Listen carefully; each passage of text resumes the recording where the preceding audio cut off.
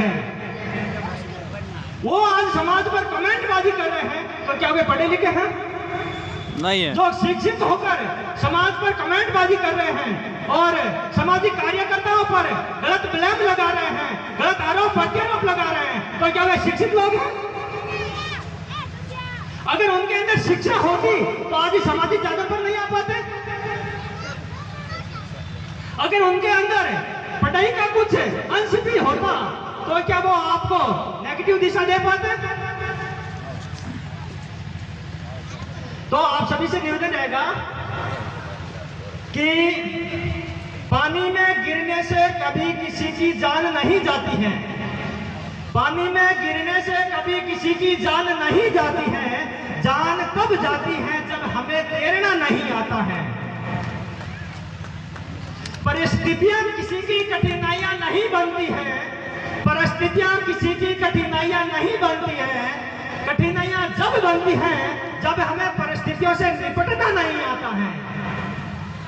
तो हम लोगों के अंदर वो हुनर होना चाहिए, हम लोगों के अंदर वो कला होनी चाहिए, हम लोगों के अंदर वो एक गाइडेंस और एक अनुभव होना चाहिए कि किसी भी परिस्थिति से हम लोग बाहर कैसे निकल सकते हैं।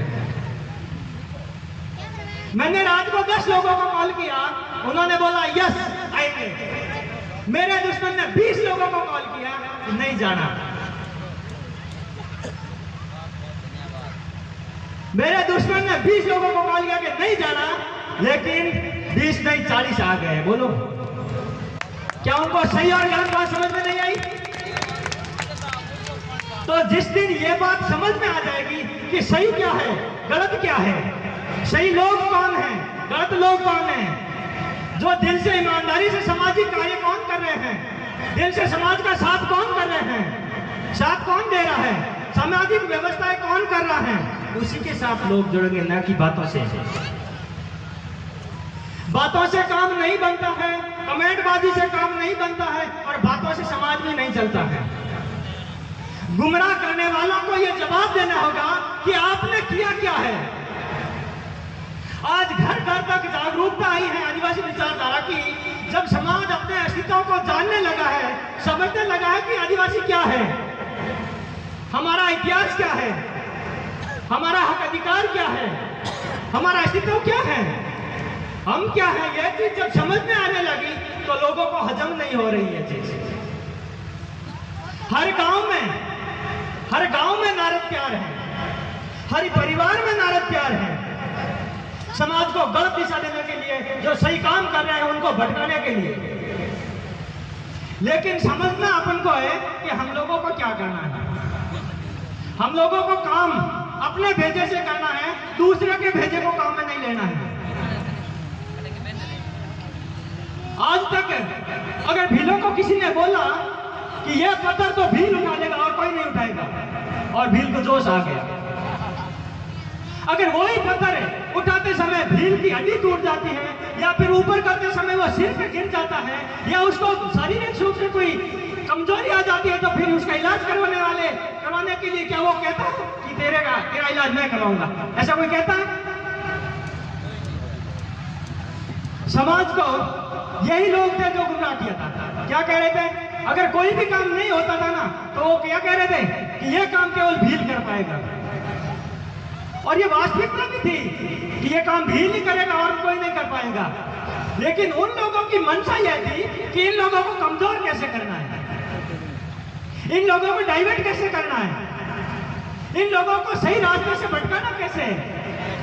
अगर इसका घर-बार सही दिशा में चल रहा है तो इसको हम लोग भटकाए कैसे। उनका उद्देश्य यह था, न कि आपका हितैषी था वो। तो ऐसे लोगों को समझिए और ऐसे लोगों का बाइकआउट कीजिए, समझने का प्रयास कीजिए कि हमारा दिल से कौन है, दिल से हमारा साथ कौन देता है। तन मन धन से हमारा साथ कहने वाले तो बहुत हैं, लेकिन साथ खड़े रहने वाले कितने लोग हैं, ये बात आपको समझने की जरूरत है। और ये बात समझने के लिए हम लोगों को स्कूलों का दरवाजा खटखटाना पड़ेगा, बच्चों को स्कूल भेजना होगा, तभी ये बात बच्चे समझ पाएंगे। और जो बुजुर्ग लोग हैं, बुजुर्गों के पास इतना अनुभव अनुभव है, इतना नॉलेज है, इतना कॉन्फिडेंस है जो किसी भी समाज के पास नहीं है।